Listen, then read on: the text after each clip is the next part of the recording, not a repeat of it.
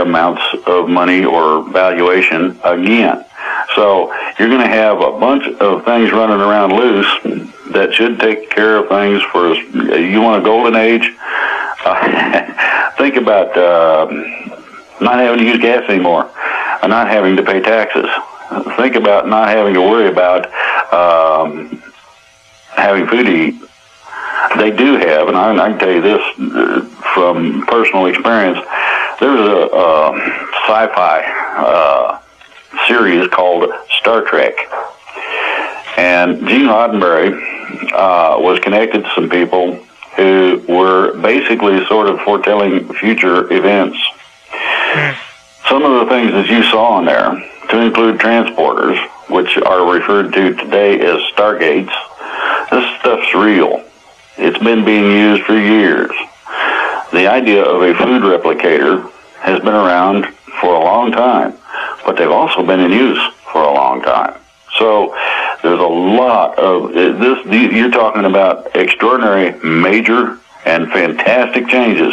You want a golden age? How about if somebody is hungry or you're thirsty, you go punch, it shows you a picture and it says drink, and you punch that and it says, what flavor do you like? Bingo, you got something to drink. Or if you want a steak, it makes it out of matter. You don't have to slice up cows anymore. So yeah, I mean, you just mentioned part of it. You just mentioned something that I have heard and I have never gone public with. I refer to that technology as a materializer. I think it's probably a better sounding word. The classified term I heard is called a constructor. Yeah. And I've heard that those are very real, and it also works with your mind, so it's not like you speak the command. Yeah. It's that you literally visualize what you want to eat, and it will then scan and do the best possible job that it can. And this includes the fact that the food cleans your mouth as you eat it, and it actually turns into pure nutrition as you digest it. Well, now you want to take this a step further. There was something else in that 25th century, 2500 AD sci-fi series, and that was that there is an economy running. Everybody's running around doing stuff. People are getting food and et cetera. They got clothes, place to live. And you might note one thing, and this is something that wasn't taken into consideration in terms of getting into details, but it was a moneyless society. That's right. Now, a lot of somebody's in 10 forward and they want a drink, they're not plunking down coins to get it. Exactly. And that extraordinary change, as I understand, is down the road after we complete a whole bunch of this stuff. But the basis for this is that the United States has been looked at as the bastion of freedom. And the crux of that relies upon our founding documents, the original intent of how things were structured, and the idea that the people, not somebody else, is in charge. Like I said, the military will install certain people that they have in mind that they know can do certain jobs for a temporary period of time and under limited powers. So this means that the bills will be paid, the lights will stay on, and there will be continuity of the goods and services that people need for their basic livelihood. As much as possible. There's going to be some interruptions. It's just a given. That's right. Going to happen. But it shouldn't be anything extraordinary. It's not going to be the end of the world. It's not going to be martial law. And, the whole thing is not going to go in the toilet. Just to briefly loop back to my previous question, since we have a huge international audience, we have a massive audience in Australia, a massive audience in Europe. Do you personally, because I have my own intuition and intel on this, but do you personally have knowledge of there being a coordination in which the mass arrests in the United States will correlate with similar police actions in other countries as well? That can happen, but it's not absolutely necessary. And the reason for that is that when you close the borders, you don't lose anybody that way. And if you take down portions of it at differing times, it's not going to make that much difference. Now, it would be nice and probably to some extent simpler to do it all at once, but you have to realize the extraordinary amount of tactical problems that you come across, the manpower involved, and whether or not, if you look at this, we've got a pretty massive job here, okay? Maybe somebody else might, in another country, need some assistance from us in order to accomplish the same goal.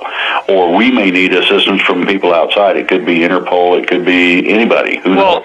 Right, Drake, and I also want to make it clear that the media, most of the world's media that is propaganda-based, is all based from American corporations, which are now syndicated throughout television networks all over the planet.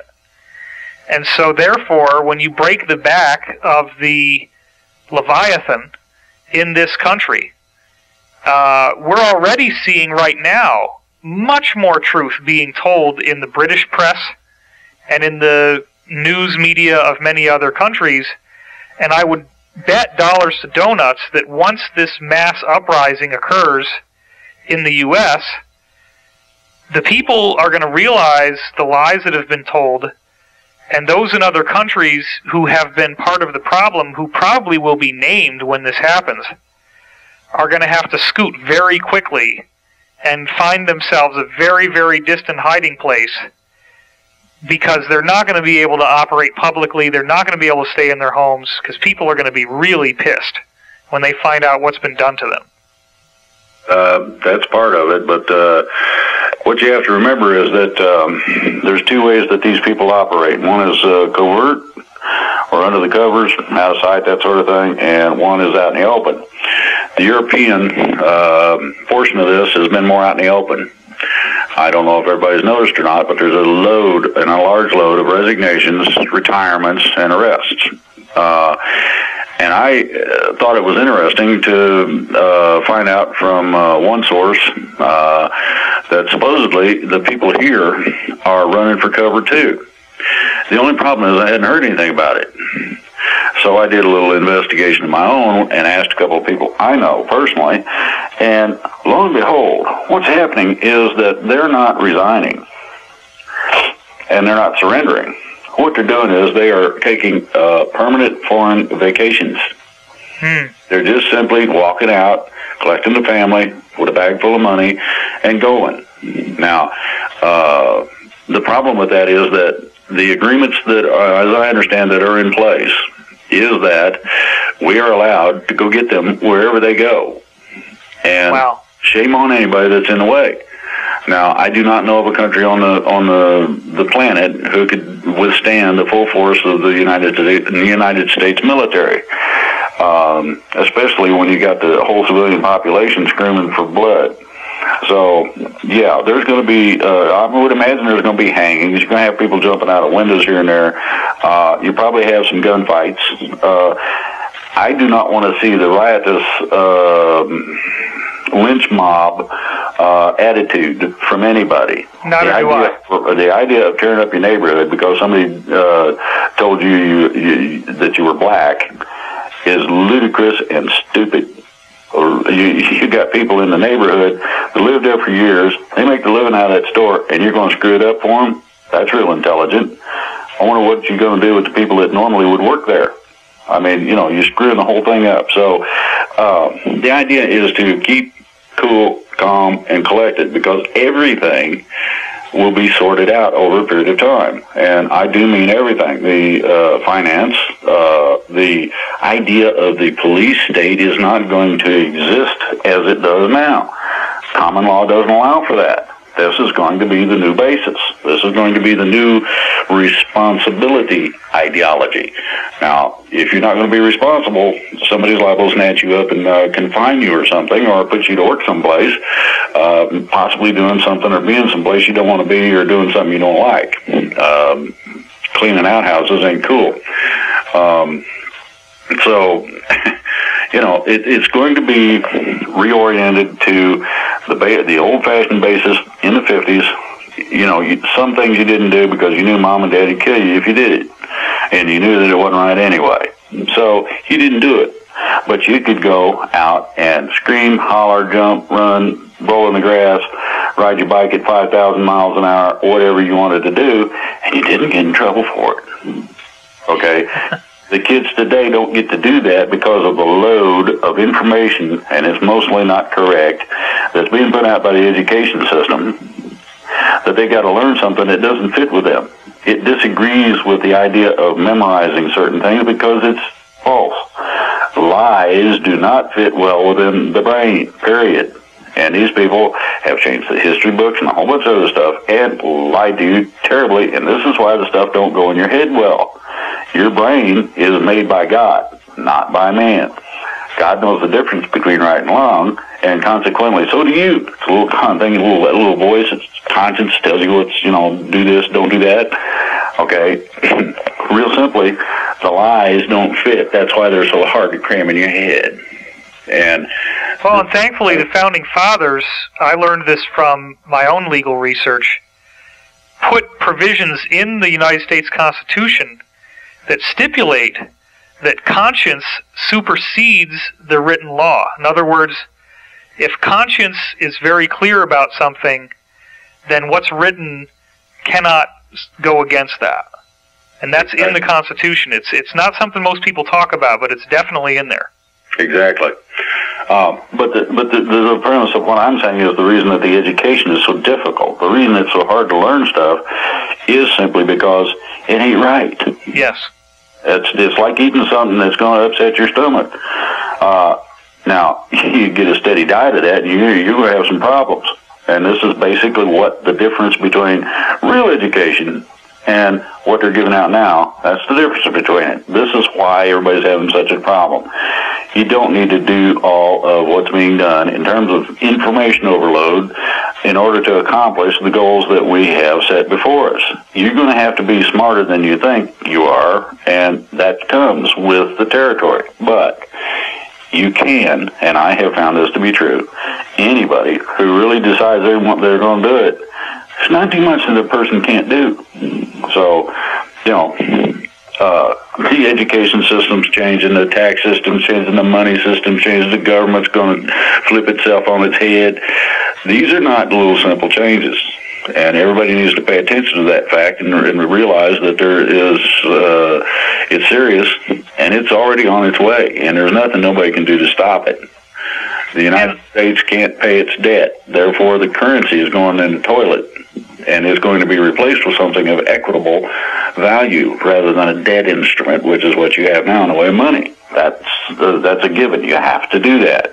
There's going to be barter and trade. There's a lot of things that are going to change. Go ahead. I'm sorry, David. Well, what about national sovereignty? One of the other things everybody's so paranoid about is, New World Order, they want to take away my country and just merge us all into some gigantic octopus. No, that was what the bad guys had in mind for us. That's what the FEMA camps were built for. They're going to reduce the population and all this other happy stuff. What's going to happen is that, yes, we're going to become world conscious, meaning that you're going to be aware of the Chinese, Japanese, whomever you're dealing with, the Russians, whoever. They will also have to be conscious of us. There will be much more friendly compliance in terms of trying to accomplish things than has ever happened before for one simple fact. Sovereignty, yes, or no. Now, nobody. War is good for absolutely nothing, just like the song says. The idea of war has been stepped on. Now, people don't believe in ETs, but I'm going to tell you something. There's a thing called law of averages. Any gambler knows that trying to pull in a 5-card draw game, a royal flush, is extraordinarily difficult. You cannot have more than, on average, 10 out of 100 guns that won't fire at the same time. And yet, recently, there's been whole armies and groups of troops that have had all misfires.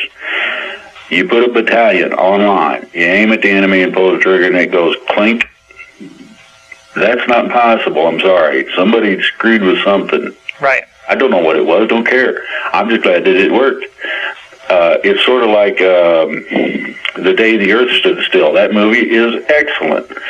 All he did was turn electricity off for about 10 minutes.